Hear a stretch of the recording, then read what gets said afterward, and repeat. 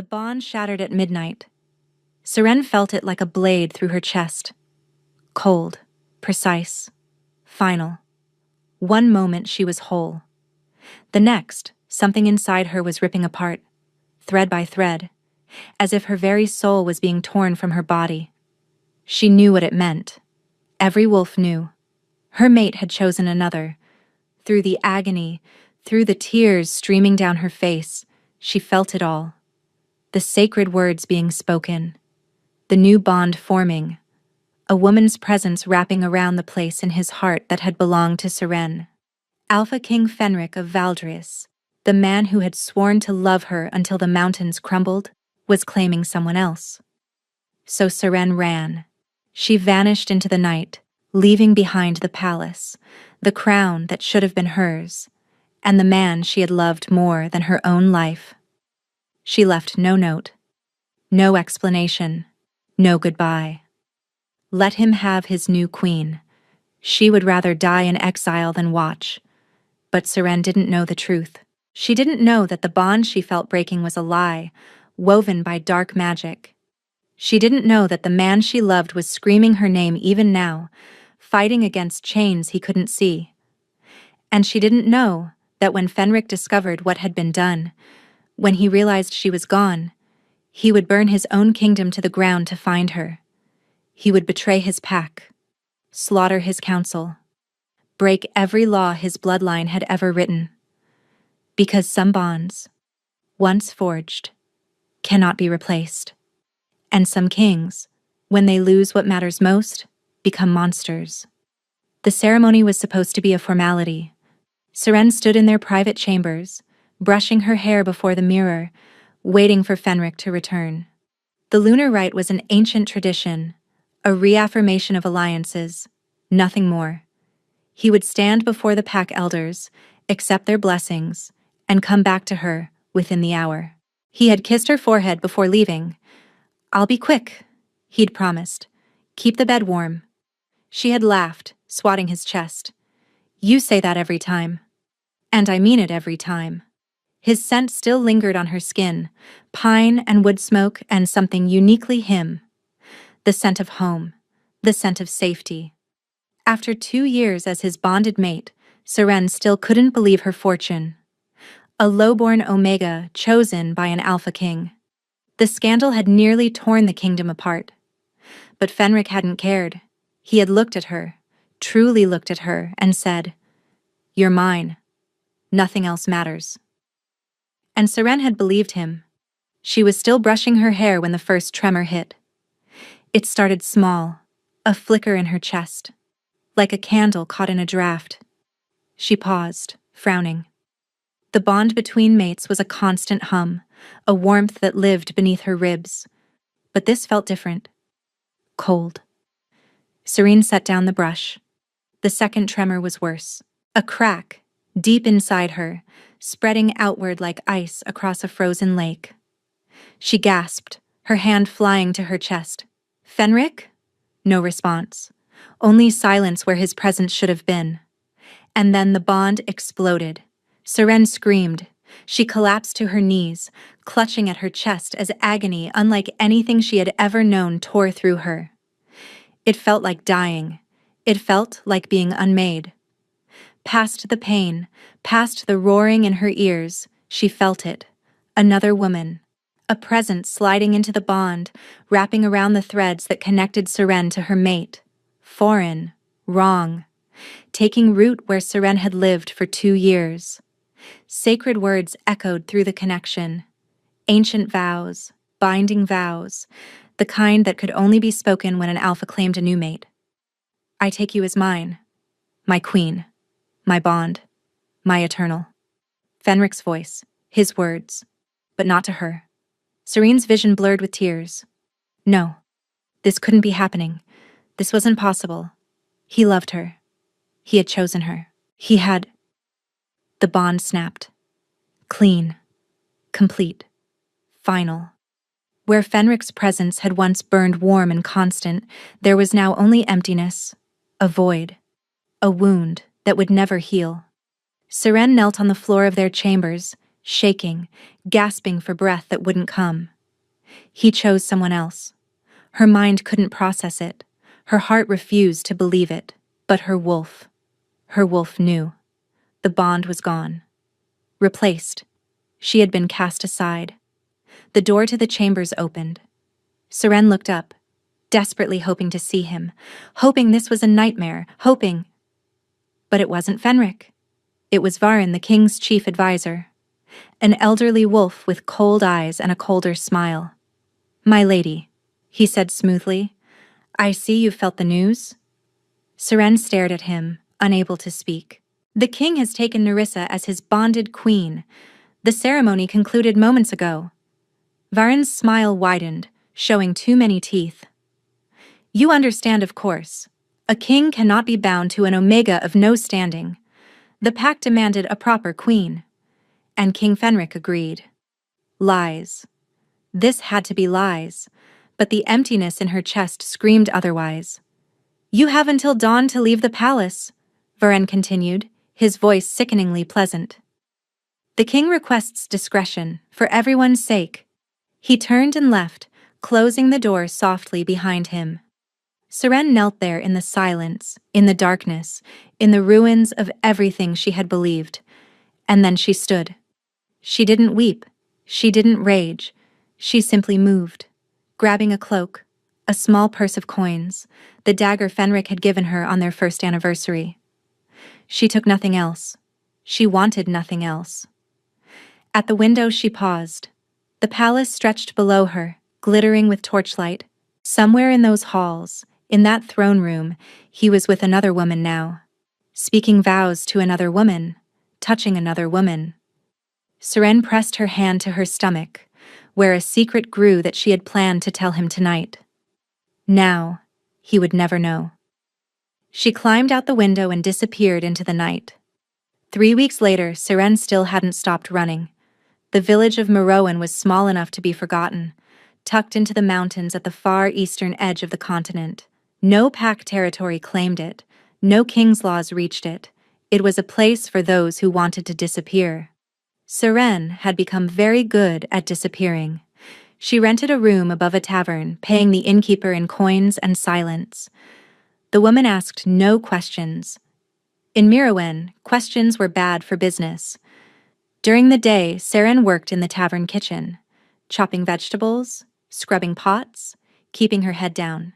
At night, she lay in her narrow bed and stared at the ceiling, trying not to feel the hollow space where her bond used to live. It hadn't stopped hurting. The healers said it would fade. That was what everyone said when a bond was severed. Time heals. The pain lessens. Eventually, you'll feel whole again. They were liars. All of them. Every morning, Seren woke reaching for him. Every night, she fell asleep with his name on her lips. The absence of him was a constant ache, a phantom limb that throbbed with every heartbeat.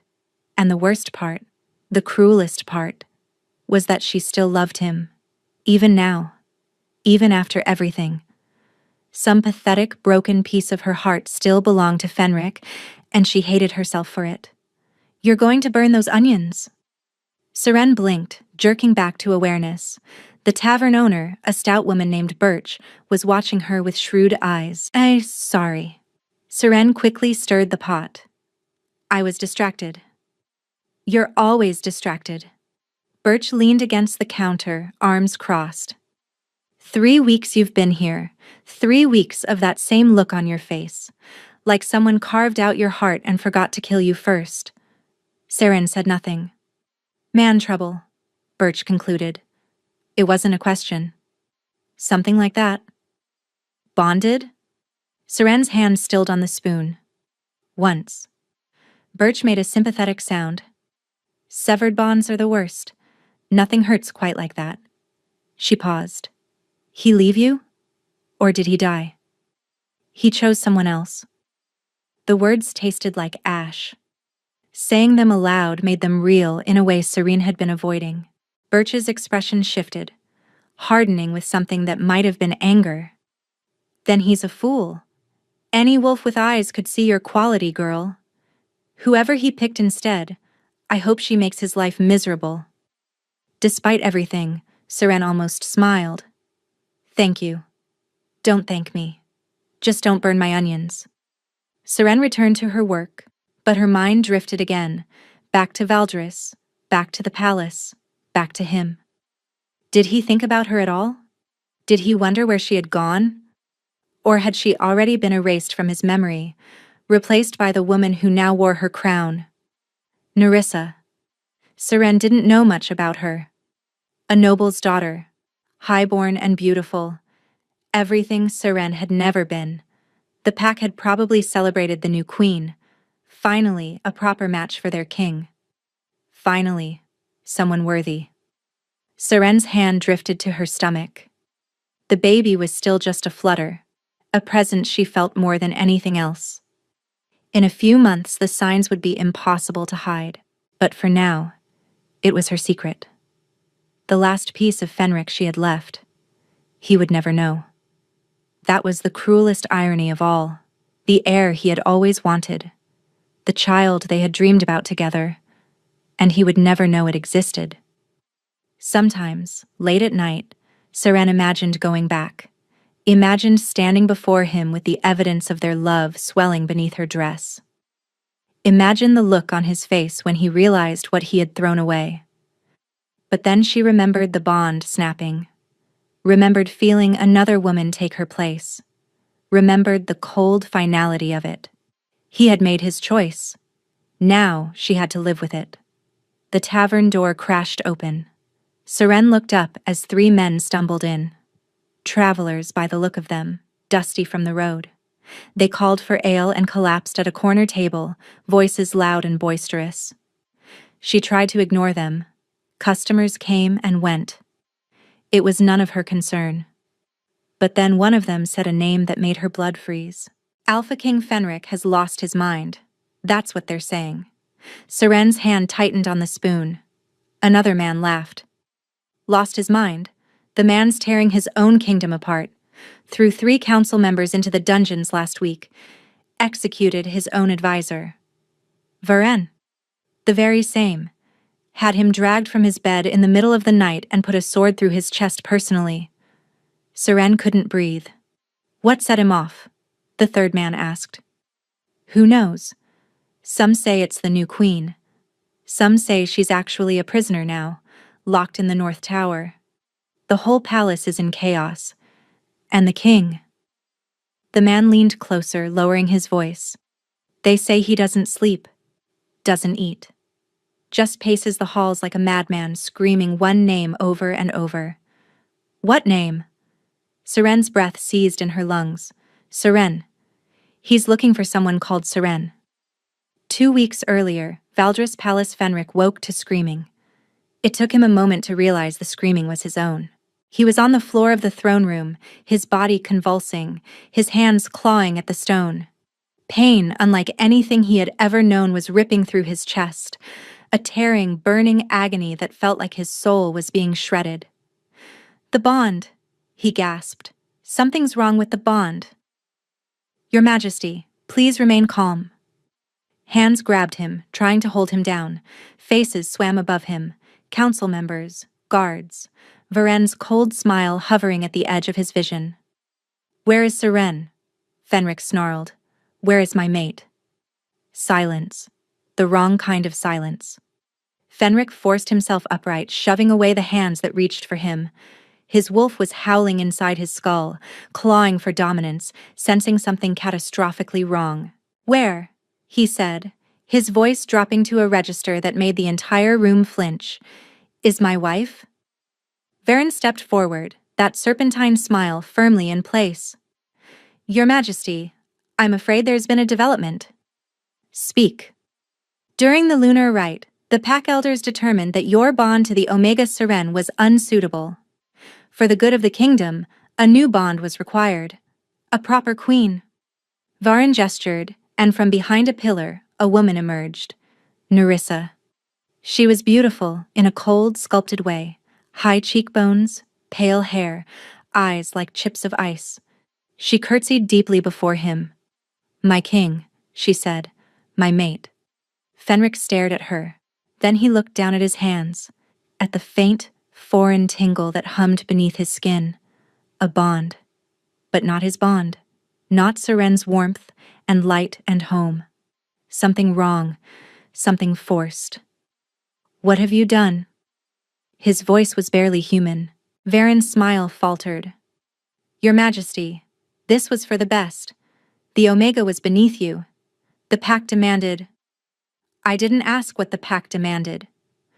The roar shook the walls. Windows rattled. Guards stumbled backward, hands flying to their weapons. Fenric grabbed Varen by the throat and lifted him off the ground with one hand. What, he said, each word dripping with murder, have you done to my bond? Varen clawed at his wrist, choking. Ancient, magic, the elders, we severed. You severed my bond to Seren? She's just an Omega. She is my heart.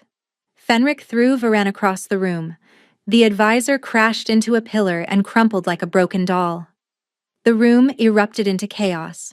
Guards rushed forward. Council members shouted.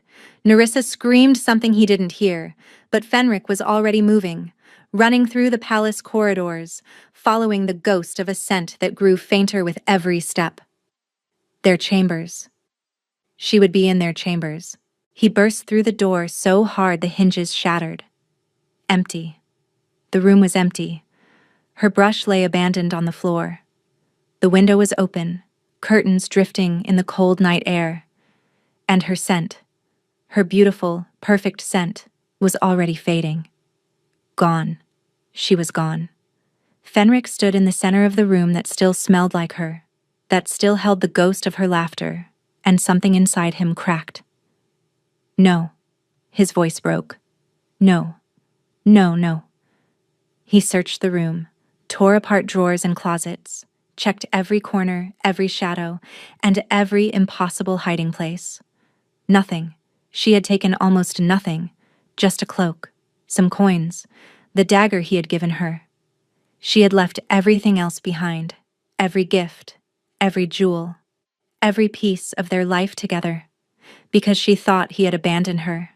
The realization hit him like a physical blow. She had felt the bond sever. She had felt another woman take her place. She thought he had chosen Nerissa. She thought he didn't love her anymore. He's Seren! Her name tore from his throat, raw and desperate and anguished.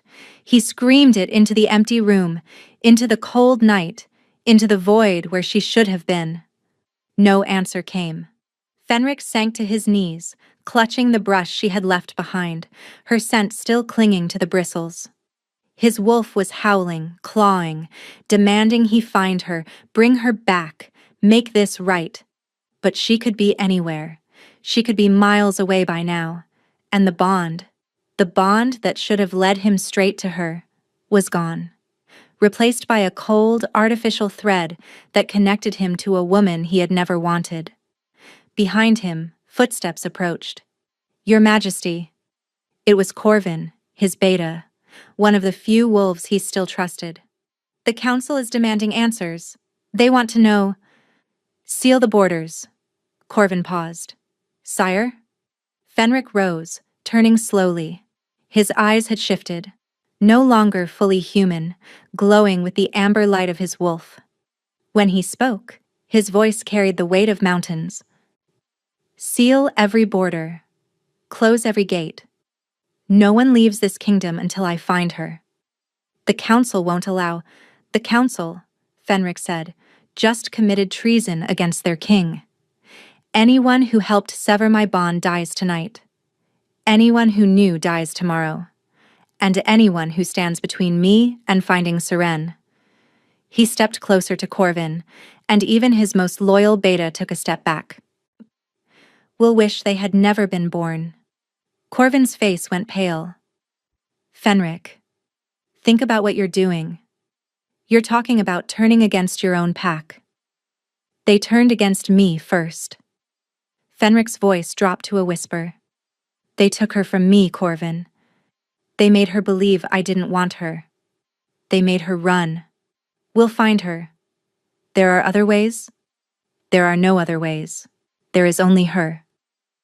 Fenric walked past his beta toward the door, toward the throne room, toward the wolves who had dared to touch what was his. Gather the loyal, arrest the traitors, and send word to every corner of this continent. He paused at the threshold.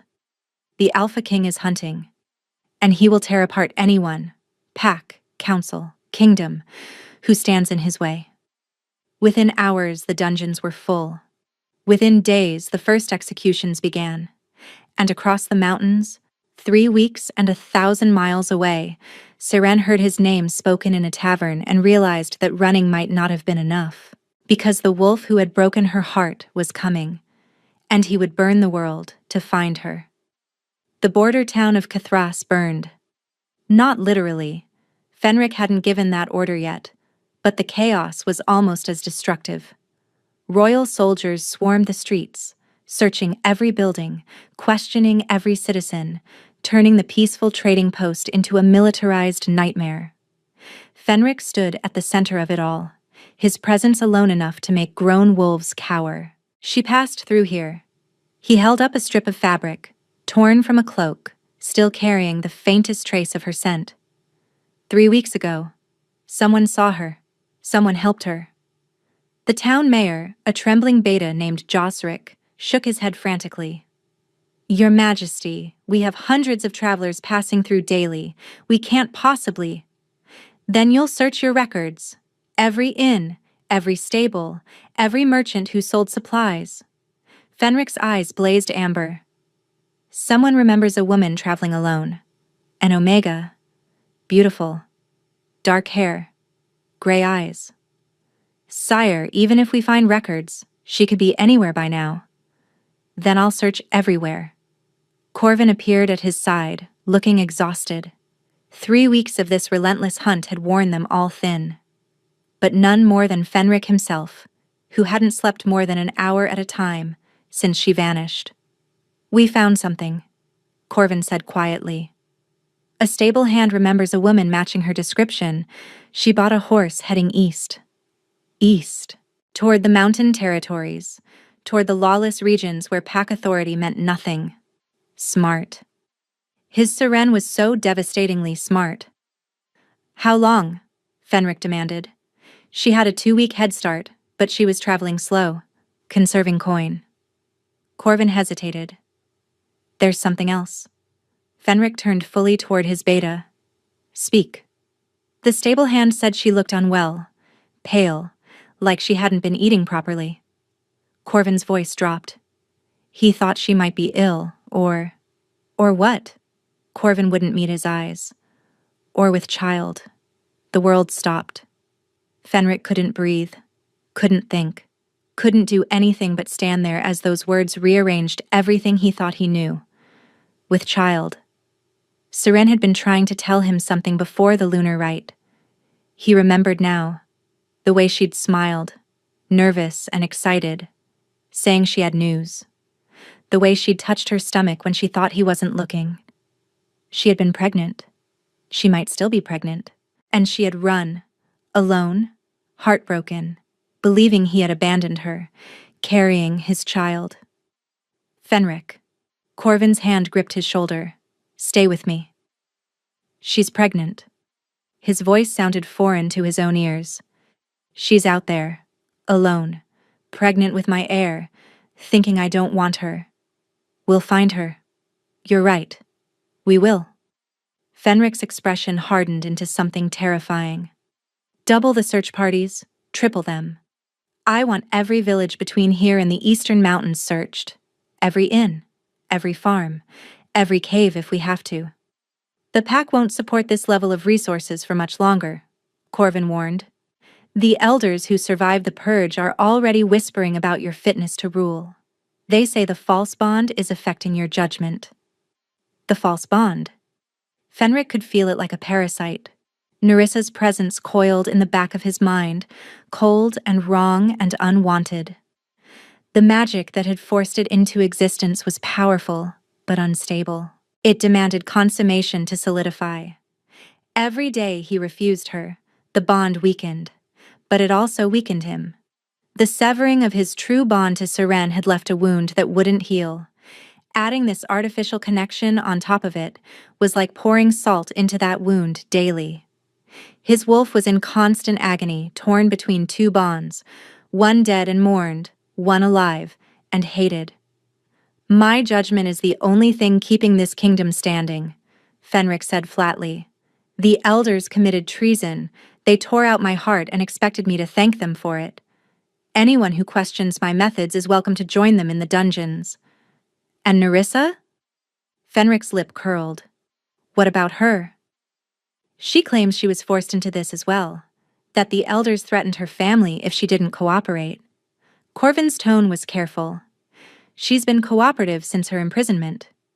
Perhaps she knows something useful. For a long moment, Fenric considered it. He hated Nerissa. The mere thought of her made his wolf snarl with fury. But Corvin was right. She had been in the center of this conspiracy. She might know details the elders had kept hidden. Bring her to me, he said finally. And Corvin? Yes? If she lies to me, even once, I'll let my wolf handle the interrogation. Corvin nodded and disappeared. Fenric turned back to the town, to the search, to the impossible task of finding one woman in an entire continent. But she wasn't just one woman. She was everything. The only thing that had ever made his crown worth wearing. He would find her. And when he did, he would spend the rest of his life proving that she had never been abandoned, that the bond they shared was real, even if magic had tried to destroy it, that she was, and would always be, his true queen. The hunt continued. 2 years earlier, the forest of Valdris. The first time Fenric saw Seren, she was standing in a river, trying to save a drowning pup. He had been hunting alone that day, a rare indulgence for a king constantly surrounded by guards and advisors. The forest was his sanctuary, the one place he could shed the weight of his crown and simply be a wolf. He had heard the splashing first, then the screaming. By the time he reached the riverbank, a young Omega woman was waist-deep in the rushing current, fighting to reach a pup being swept toward the rapids. The child's mother was howling from the shore, too weak to fight the water herself. Without thinking, Fenric shifted and dove in. The current was brutal. The water was ice-cold from mountain runoff. But he reached the pup first, grabbing the child by the scruff and hauling him toward the bank. When he looked up, the Omega was struggling. The same current that had taken the pup was now pulling her under. Her head disappeared beneath the surface, came up, went under again. Fenric shoved the pup toward his mother and turned back. He reached the Omega just as she went under for the third time. His jaws closed around her arm, gently, carefully, and he dragged her to shore. She coughed up water, gasping and shaking, but alive.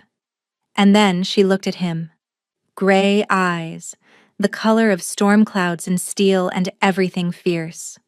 They met his wolf's gaze without flinching, without the submission most Omegas showed to alphas. Thank you, she said simply once she could breathe. For saving him. For saving me. Fenric shifted back to human form, not caring that he was naked and dripping. Modesty meant nothing compared to this moment, this woman, this impossible pull he felt toward a stranger he had known for 30 seconds. What's your name? His voice came out rougher than intended. Seren. She wrung water from her dark hair. And you are? She didn't know. She genuinely didn't know who he was. In that moment, Fenric made a decision that would change everything. Fenric, he said. Just Fenric. No title. No crown. Are you hurt? Only my pride. She almost smiled. I was supposed to be rescuing him, not the other way around. You went into that current for a pup who wasn't yours. Most wolves wouldn't have bothered. Most wolves are disappointing. He laughed. Actually laughed, and couldn't remember the last time he'd done that. Will you let me walk you home? He asked. Make sure you're truly all right? Seren studied him for a long moment. Whatever she saw must have satisfied her, because she nodded. My cottage isn't far, but I should warn you, I have nothing to offer a guest except tea and a warm fire. That sounds perfect. They walked through the forest together, and Fenric learned that Seren was a healer's apprentice who lived alone since her mother's death, that she had no pack ties, no family, no prospects for a proper mating, that she spent her days gathering herbs and her nights reading books she could barely afford. She was nobody, an omega of no standing, no bloodline, no value in the eyes of society. And Fenric was utterly, completely, devastatingly lost. He came back the next day, and the next, and the next. He told himself it was because she was interesting, because conversations with her were more stimulating than any council meeting, because she challenged him in ways no one else dared. But the truth was simpler and more terrifying. He was falling in love. The day his advisors discovered the relationship, the palace nearly collapsed into civil war. An Omega? Varan had spat, pacing the throne room. A nobody from the woods? Your Majesty, you cannot be serious. I am entirely serious. Fenric sat on his throne, calm as still water. I intend to make her my bonded queen. The pack will never accept her. The other kingdoms will laugh. Your bloodline. My bloodline will continue through her, and that is final. Fenric's eyes flashed. I don't require your acceptance, Varen. I require your obedience. The bonding ceremony had been small, private, perfect. They stood beneath the full moon in the same forest where they had met, with only Corvin as witness. Seren wore a simple white dress. Fenric wore his heart on his sleeve. I claim you as mine, he said, his voice thick with emotion. My mate, my heart, my home. Wherever you go, I follow. Whatever you face, I face beside you. Until the stars fall from the sky and the mountains crumble to dust. Seren's eyes were bright with tears. I claim you as mine. Not your crown. Not your kingdom. You. The man who jumped into a river for a stranger. The man who sees me, truly sees me, when the rest of the world looks through me. The bond snapped into place like a key turning in a lock, and Fenric finally understood what it meant to be complete. Present day. Valdris Palace. The memory faded, and Fenric found himself standing in their empty chambers again. He came here every night, stood where she had stood, breathed air that no longer carried her scent, tortured himself with memories of what he had lost. I'm coming, Seren, he whispered to the darkness. I swear on every star in the sky, I'm coming for you. Just hold on a little longer. Somewhere across the mountains, he prayed she could feel him. Even with the bond shattered, even with magic standing between them, surely some part of her still knew the truth. Surely some part of her still believed in him. The dungeon beneath Valdris Palace had never held so many prisoners. Fenric walked past the cells slowly, letting his presence sink into every shivering soul behind the iron bars. Council members, elder wolves, nobles who had thought themselves untouchable. All of them had played a part in the conspiracy against his bond. All of them would answer for it. At the end of the corridor, in a cell separated from the others, sat the woman at the center of it all. Nerissa looked nothing like the polished noble who had stood before him 3 weeks ago. Her pale hair was tangled, her fine clothes were ruined, and her eyes, those cold, calculating eyes, were filled with something that might have been genuine terror. Good. Leave us, Fenric commanded the guards. They obeyed instantly, their footsteps echoing away until silence swallowed the dungeon. Fenric stepped closer to the bars. You said you were forced into this. Nerissa scrambled to her feet. I was, Your Majesty, I swear it. Varen came to my family with threats. He said if I didn't participate, he would destroy my father, my brothers, everything we had. And you expect me to believe you had no choice? I had no good choices. Tears streamed down her face. But I never wanted this. I never wanted to be bonded to a man who could never love me. I just wanted to survive. Fenric studied her in silence. His wolf wanted to rip her apart. She was the foreign presence in his bond, the usurper who had taken Seren's place even if she hadn't asked for it. Every instinct screamed to eliminate the threat, but beneath the rage, some rational part of him recognized the truth in her words. Nerissa was a pawn, a tool used by the real architects of this conspiracy. Destroying her wouldn't bring Seren back. "Tell me everything," he said finally. "Every detail of how this was done, who planned it, what magic they used. Everything." Nerissa nodded frantically. "It started months ago. Varen approached the Elder Council with concerns about your Omega Queen. They said she was weakening the bloodline, making the pack vulnerable. They convinced each other that removing her was necessary for the kingdom's survival." "Removing her how?" "There's an ancient ritual. Blood magic. It requires the original bondmate to be present, but unconscious." Nerissa's voice trembled. "During the lunar rite, they drugged your wine. While you were incapacitated, they severed your bond to Seren and created a new one to me." Fenric's hands clenched into fists. "I would have felt it. I would have fought. They had a witch, a powerful one. She suppressed your wolf, kept you docile while they worked." Nerissa shook her head. "By the time you woke, it was done. The false bond was already taking root." "A witch. Who?" "I don't know her name. Varen kept her identity secret. But she's still in the palace." Nerissa's eyes widened. "Your Majesty, she's been here the whole time, maintaining the false bond from the shadows. If you find her, you might be able to reverse what was done." Hope, dangerous, fragile hope, flickered in Fenric's chest. "If the bond can be reversed, then your true bond might be restored." Nerissa actually looked relieved. "Find the witch. Break her spell. You could have your real queen back." Fenric was already turning away, his mind racing. But Nerissa's voice stopped him. "Your Majesty, there's something else you should know." He turned back. "What?" "Varen wasn't working alone in the council. Before you executed him, he sent messages to the outer packs, lords who supported the conspiracy." Nerissa swallowed hard. "They're not going to let you find Seren and restore her. They're going to make sure she never comes home." Ice flooded Fenric's veins. "What do you mean?" "I overheard them talking, before everything fell apart. They said if she ran, they would send hunters. Wolves who specialize in permanent solutions." Nerissa's voice dropped to a whisper. "They've already dispatched assassins, Your Majesty. They're going to kill her before you can reach her." The dungeon went silent. Fenric stood perfectly still, processing what he had just heard. Assassins, sent after Seren.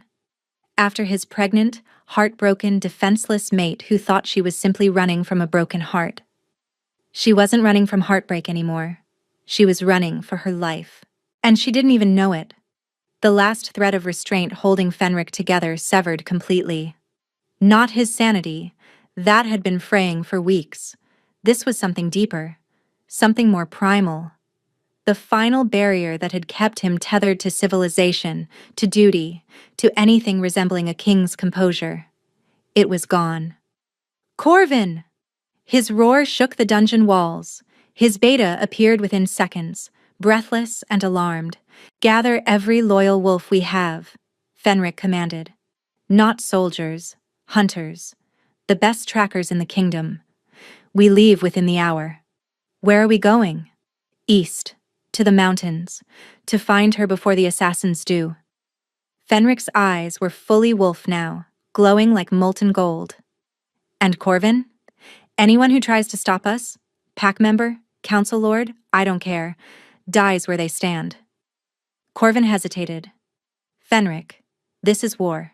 You're declaring war on your own people." "They declared war on me first," Fenric snarled. "They stole my mate. They tried to destroy my bond. And now they're hunting the mother of my child like an animal." He stepped closer to Corvin, and even his most trusted friend flinched at the fury radiating from him. "Let them see what happens when you take everything from a king," Fenric said softly. "Let them understand that there is no line I won't cross, no law I won't break, and no life I won't take to bring her home. And if the pack turns against you completely? Fenric smiled, a terrible wolf's smile. Then I'll build a new pack from the ashes of this one. He strode out of the dungeon, leaving Nerissa trembling in her cell, and Corvin staring after him with something between admiration and horror. Within the hour, the hunting party rode out of Valdris. They headed east, toward the mountains, toward the lawless territories where Seren had fled. And behind them, the kingdom they left began to tear itself apart. Half loyal to their maddened king, half convinced he had become the very monster they needed protection from. But Fenric didn't care. Let them call him monster. Let them call him tyrant. Let them call him anything they wanted. He would save Seren. He would kill anyone who stood in his way. And when this was over, when she was safe in his arms again, he would make every single wolf who had conspired against them beg for a death they would not receive. The hunt was no longer just a search. It was a reckoning. The assassins found her first. Seren had just finished her shift at the tavern, climbing the narrow stairs to her room when she felt them. 3 distinct presences, wolf-strong and predator-sharp, waiting in the shadows of her tiny sanctuary. She froze on the top step. "Don't bother running," a voice said from inside. "We've been watching you for 2 days. We know every exit." Seren's hand went to the dagger at her hip, Fenric's dagger, the only piece of him she had kept. Her pulse thundered in her ears, but she forced her voice steady. "Who sent you?" The door swung open. A massive wolf filled the frame, scarred and brutal, with eyes that held no mercy. Behind him, 2 more killers flanked the room's small window. "The remaining council loyalists send their regards," the scarred wolf said. "You've caused quite the mess, little Omega. The king's gone mad looking for you. Half the kingdom wants him dead. The other half wants you dead even more." "I haven't done anything." "You exist. That's enough." He stepped closer. "The king won't stop until he finds you. So we're going to make sure there's nothing left to find." Seren's wolf surged inside her, not with power, but with desperation. She couldn't fight 3 trained killers. She couldn't outrun them. But she could not, would not let them take her child. "Please." The word tore from her throat. "I'm pregnant. Whatever quarrel you have with me, the baby is innocent." Something flickered across the scarred wolf's face. Surprise, maybe. Or calculation. Pregnant with the king's heir? He laughed, a cruel sound. "That makes you more dangerous, not less. A bastard child to challenge whatever bloodline the council installs after Fenric falls?" He shook his head. "No, you both die tonight." He lunged. Seren moved on instinct, ducking under his grab, slashing with her dagger, catching him across the forearm. He howled in fury and backhanded her across the face. She hit the wall hard. Stars exploded across her vision. She heard rather than saw the other 2 closing in, felt hands grabbing her arms, slamming her to the ground. "Hold her still. Make it quick. We're already behind schedule." The window exploded inward. Glass and wood shattered as something massive crashed through, shifting midair from wolf to man, hitting the ground in a crouch that radiated pure, concentrated death. Fenric. Seren's heart stopped. He looked like a nightmare brought to life. Blood already streaked his face, not his own. His eyes blazed full amber, his wolf riding so close to the surface that his features seemed caught between forms. And his scent. His scent was rage and violence and something so desperately anguished that Seren wanted to weep. "Get away from her," he said. The words were barely human. The scarred assassin recovered first, releasing Seren and spinning toward the new threat. "Kill him! Kill him now!" They moved. Fenric moved faster. What happened next would haunt Seren for the rest of her life. Not because it was horrible, though it was, but because some broken part of her found it beautiful. Fenric didn't fight like a king. He fought like an animal protecting its mate. Every strike was lethal. Every movement was calculated to destroy. The first assassin died before he could raise his blade. The second managed a single swing before Fenric's claws opened his throat. The scarred wolf lasted longest, nearly 10 seconds, before Fenric slammed him against the wall and held him there, suspended, choking. "Who sent you?" Fenric demanded. "The council." "Which members?" "Names." The assassin laughed through bloodied teeth. "Does it matter? You're already dead. The whole kingdom is turning against you. You can't protect her and hold your throne. Watch me." Fenric's claws punched through the assassin's chest. The wolf shuddered once and went still. Silence fell. Seren lay on the floor, trembling, staring at the man she had loved, the man she still loved, standing amid the bodies of wolves who had come to murder her. He was covered in blood. His chest heaved with each breath, and his eyes, when they finally turned to her, held something so raw and broken that she forgot how to speak. Seren. Her name. Just her name. But he said it like a prayer. Like a lifeline. Like the only word that mattered in any language. "You found me," she whispered. "I will always find you." He moved toward her slowly, as if approaching a wounded animal. "Always. Across any distance. Through any obstacle. There is nowhere you can run that I won't follow." Tears spilled down her cheeks. "You chose her. I felt it. The bond was forced. Stolen. I never chose anyone but you." He dropped to his knees before her, his bloodied hands hovering, not quite touching. "They drugged me during the lunar rite, used blood magic to sever our bond and create a false one. I woke up screaming your name, and you were already gone." "No." She shook her head.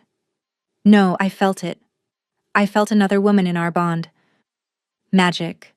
Dark magic wielded by traitors who thought they could control me." His voice cracked. "I executed every elder who participated, threw half the council in the dungeons, turned my own pack inside out looking for you. I have done terrible things, Seren, unforgivable things, and I would do them all again if it meant finding you." She stared at him. This beautiful, broken king who had shattered his own kingdom to reach her. "The bond is gone," she said softly. "I can't feel you anymore." "I know." Pain etched every line of his face, but there's a way to restore it. A witch created the false bond. She can unmake it. Once that connection is severed, our true bond might resurface. We can be whole again. "And if it doesn't work?" Fenric reached out finally and cupped her face in his bloodied hands. "Then I'll spend the rest of my life earning the right to stand beside you anyway. Bond or no bond, you are my mate. My heart. My home." His thumb traced her cheekbone. "I love you, Seren. I never stopped. I never will." She broke. 3 weeks of grief and heartbreak and desperate loneliness crashed through her walls, and she collapsed into his arms, sobbing against his chest while he held her, like she was the only thing keeping him alive. "I thought you didn't want me," she gasped between sobs. "I thought you finally realized I wasn't enough. You are everything. Everything." He pressed his lips to her hair, her forehead, her tears. "I would burn every kingdom on this continent to ash before I let anyone tell me otherwise." They held each other in that blood-soaked room, surrounded by death, and somehow found peace. Then Seren remembered. She pulled back slightly, taking his hand and pressing it against her stomach. "Fenric, there's something you need to know." He went still. "That night, before the lunar rite," she continued, "I was going to tell you. I'd just found out that morning." She watched his face as understanding dawned. "I'm carrying your child." For a long moment, Fenric didn't move, didn't breathe. Then his hand pressed more firmly against her belly, and his entire expression transformed. The rage melted away. The anguish softened. What remained was wonder. Pure, overwhelming wonder. "A child," he breathed. "Our child. Yes. You've been alone this whole time, pregnant and alone and thinking I abandoned you." His voice shattered. "Seren, I'm so sorry. I'm so sorry I wasn't there. You're here now. She covered his hand with hers. That's what matters. He kissed her then, gentle and desperate and full of every emotion words couldn't hold. She tasted salt from both their tears and copper from blood, and somehow it was still the sweetest kiss of her life. When they finally broke apart, reality intruded. We have to move, Fenric said reluctantly. These weren't the only assassins the council sent. There will be more. Where do we go? Back to Valdris. There's still a witch to find, and a false bond to destroy. He helped her to her feet, keeping her close. But this time, you're not running alone. This time, we face everything together. Saren looked at the carnage around them, at the blood on his hands, at the fierce protective fury still simmering in his eyes. Together, she agreed. They climbed out the shattered window into the night, where Corvin and a dozen loyal wolves waited with horses. The journey home had begun. They rode through the night and the next day, stopping only to rest the horses. Seren learned what had happened in her absence, the executions, the imprisonments, the near civil war that had erupted when their king chose his missing mate over his own pack's demands. She listened with growing horror and a strange, fierce pride. He had dismantled everything for her, risked everything. They hate you now, she said quietly as they rode side by side. Your own people. Some do. Others understand. Fenric's jaw tightened. The wolves who condemned our bond were never truly my people. They wanted a king they could control, and I refused to be controlled. What happens when we return? We find the witch, break her spell, restore our bond. His eyes met hers. Then we rebuild, together. Valdris appeared on the horizon as the sun set, a dark silhouette against the burning sky. Even from a distance, Seren could sense the tension. The kingdom was holding its breath. They entered through the eastern gate, flanked by Corvin's wolves. Servants and guards alike stopped to stare as their king returned with his lost queen riding beside him.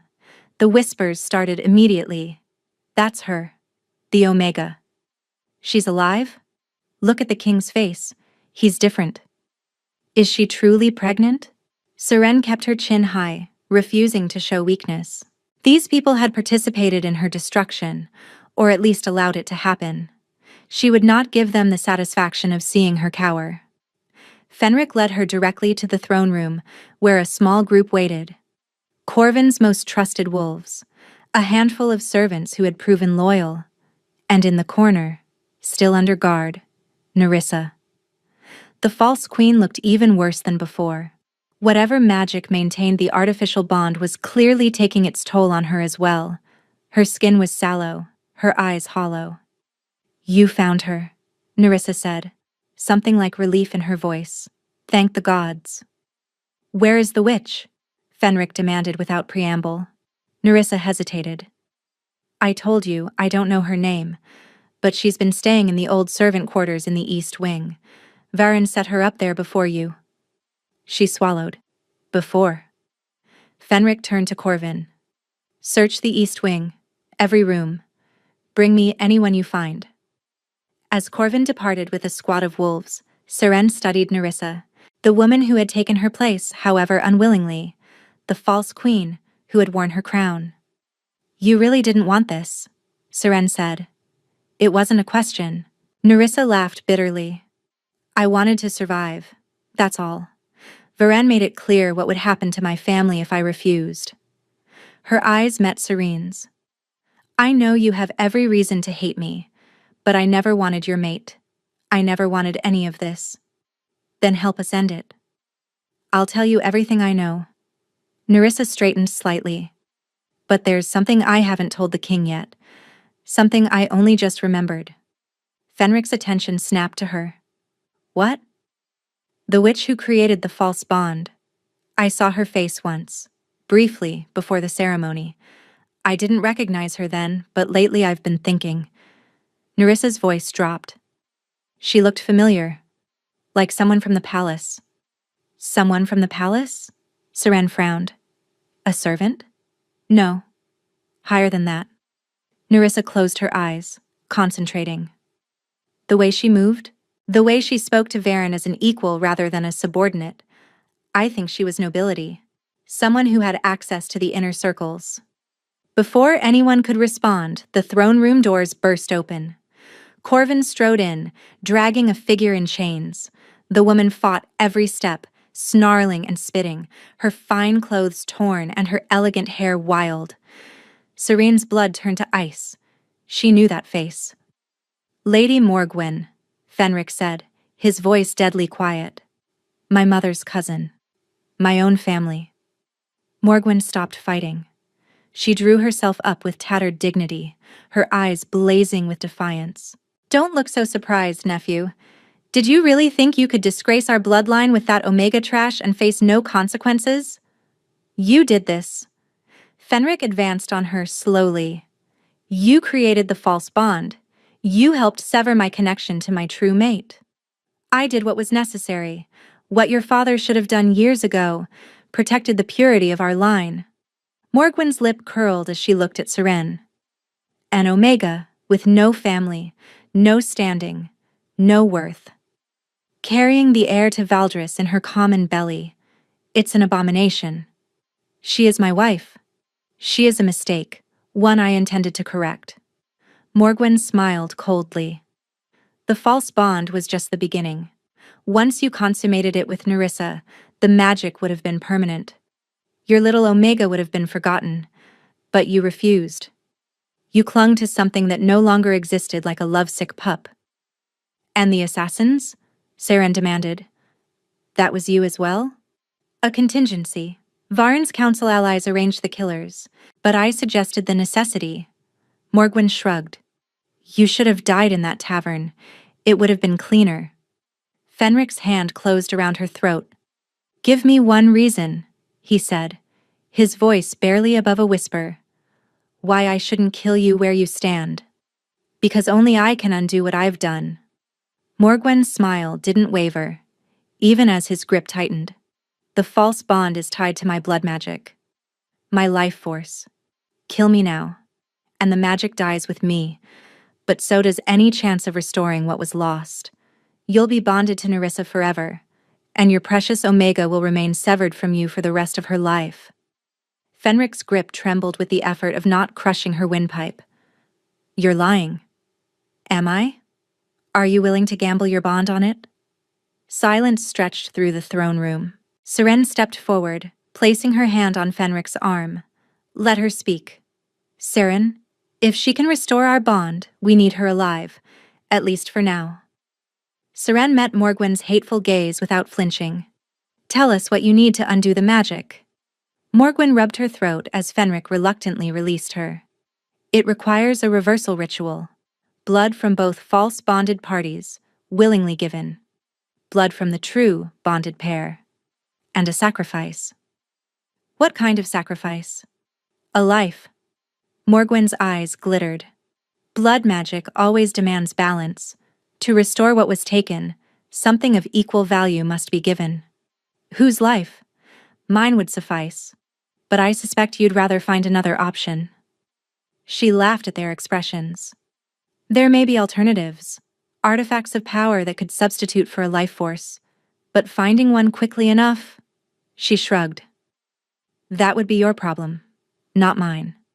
Fenric turned away, his hand finding Seren's. Through the broken place where their bond should have been, she felt nothing. But his grip was warm and solid and real. We find another way, he said quietly. I won't build our happiness on another death, even hers. The archive, Corvin spoke up suddenly. The Royal Archive contains records of every magical artifact in Valdris. If something exists that could substitute for a life force, it would be documented there. Then we search the archive. Fenric's jaw set with determination. Tonight. Morgwyn laughed again. So noble, so romantic. It won't matter in the end, you know. Even if you restore your little bond, the pack will never accept her. The other kingdoms will never respect you. You've destroyed your own reign for a woman who will always be seen as less than... Silence her, Fenric commanded. Guards stuffed a cloth into Morgwen's mouth and dragged her away. In the quiet that followed, Seren leaned into Fenric's side, exhausted and overwhelmed, but somehow still standing. "The archive," she said. "Lead the way." The royal archive was a labyrinth of ancient texts and forgotten knowledge. Seren, Fenric, and Corvin searched through the night, pulling dusty volumes from shelves that hadn't been touched in decades. The information they needed had to exist somewhere, a magical artifact powerful enough to substitute for a life in blood magic. Dawn approached before Seren found it. "Here." She pulled a crumbling scroll from a bottom shelf. "The Heartstone of Valdris. It says it was created centuries ago to contain the life force of a dying queen who wanted to protect her descendants. It's been in the royal vault ever since." Fenric read over her shoulder, his eyes widening. "The vault beneath the throne room. I've never opened it. My father said the contents were too dangerous to disturb." "Dangerous how?" "He never said. But if this stone exists, if it can substitute for a life force in the ritual..." Fenric was already moving. "It's worth the risk." They descended through passages that grew older and darker with each level. The vault door was sealed with locks that required the king's blood to open, a precaution that seemed almost prophetic now. Fenric pressed his palm to the ancient stone. Light flared. The door groaned open. Inside, dust motes danced in the air, illuminated by the faint glow of magical objects arranged on pedestals throughout the chamber. Weapons, jewels, artifacts of every description. And in the center, on a pedestal of black marble, sat a stone that pulsed with inner light.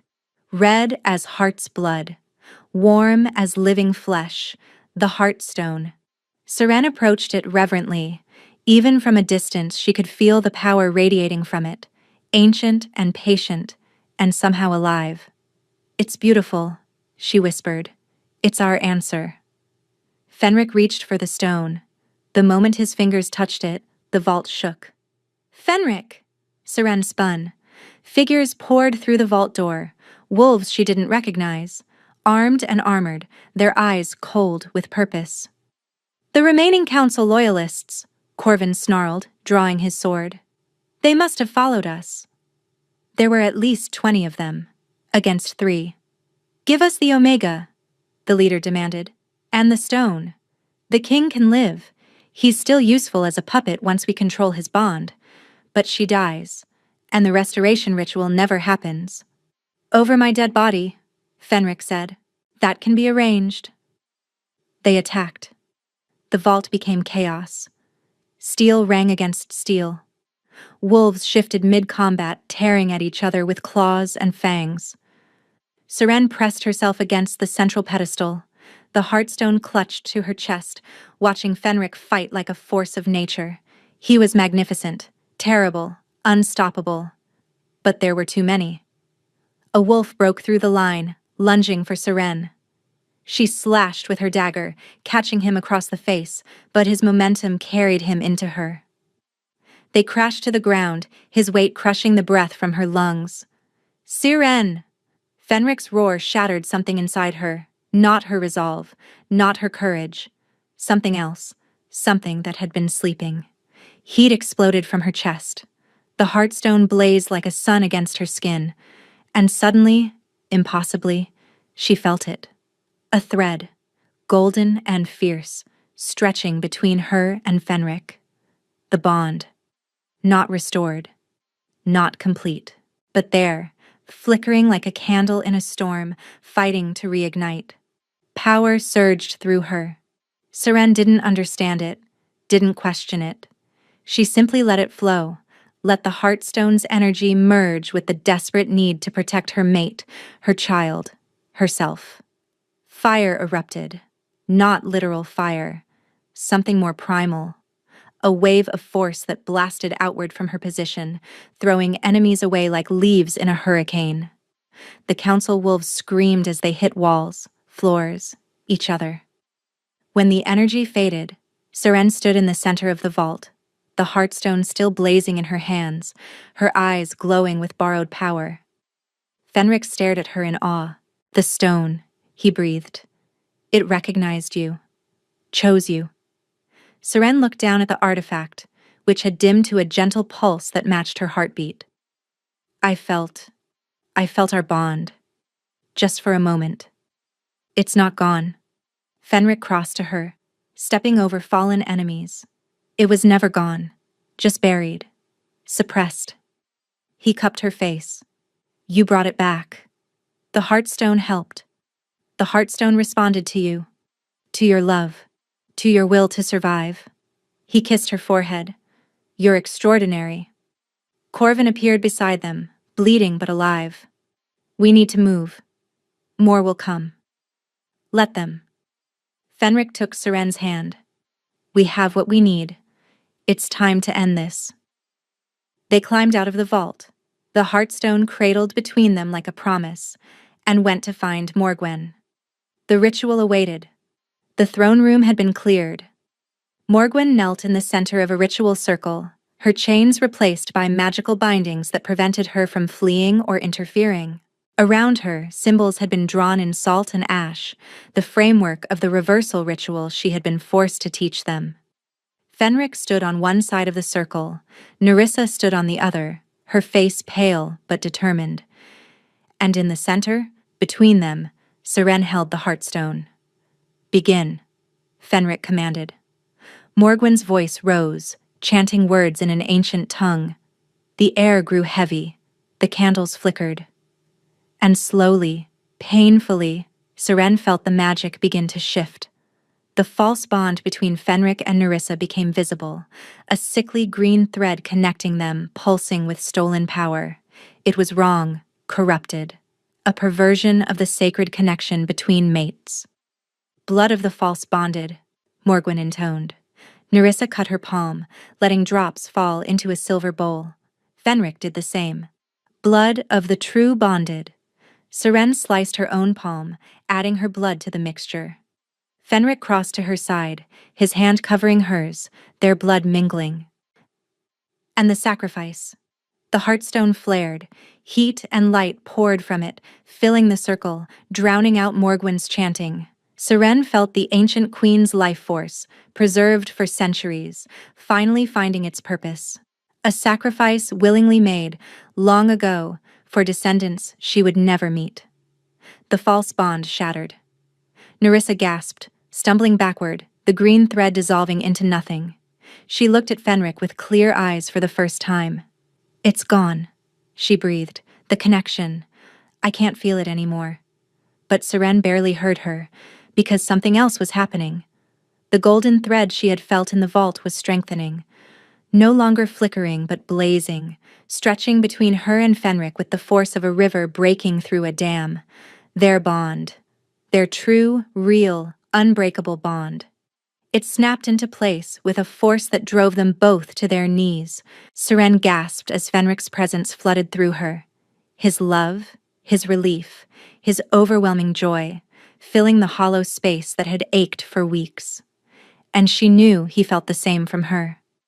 Seren? His voice was thick with tears. I feel you. I feel you again. I know. She was crying too. I feel you too. He pulled her into his arms, both of them kneeling in the center of the ritual circle, the Heartstone cooling between them, its purpose fulfilled. Around them, the witnesses stood in stunned silence. Corvin, the loyal wolves, even Morgwen, still bound, watching with something that might have been awe. The bond was restored. They were whole again. 6 months later, the kingdom of Valdris had transformed. The corrupt council was gone, executed, imprisoned, or exiled. In its place, a new system emerged, with voices from every level of pack society represented. Fenric had learned what happened when power consolidated in the hands of wolves who cared more about bloodlines than people. He would not make that mistake again. Nerissa had been pardoned and returned to her family, carrying no hard feelings. She had been a victim too, in her own way. The last Seren heard, she had found a genuine mate, a merchant from a southern territory who knew nothing of politics and loved her completely. Morgwyn's fate had been harder to decide. In the end, they had stripped her magic and exiled her to the far reaches of the continent. Death would have been kinder, perhaps. But Seren had seen enough death. And Seren herself? She stood in the royal nursery, watching Fenric cradle their daughter in his massive arms. The baby was barely a week old, with her father's golden hair and her mother's gray eyes. "She's perfect," Fenric murmured, his voice softer than Seren had ever heard it. "Absolutely perfect." "She has your stubbornness," Seren teased. "Wouldn't come out until she was good and ready." "That's your stubbornness, not mine." "Is that so?" He looked up at her, his eyes filled with so much love that it stole her breath. Through their bond, she felt the same emotion echoing back tenfold.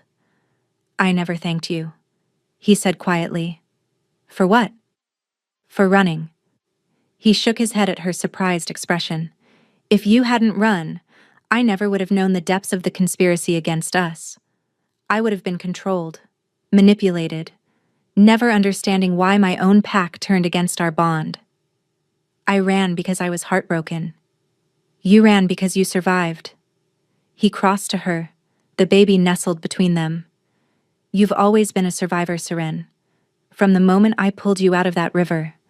And now," he kissed her softly, "now we survive together." The nursery was quiet except for their daughter's soft breathing.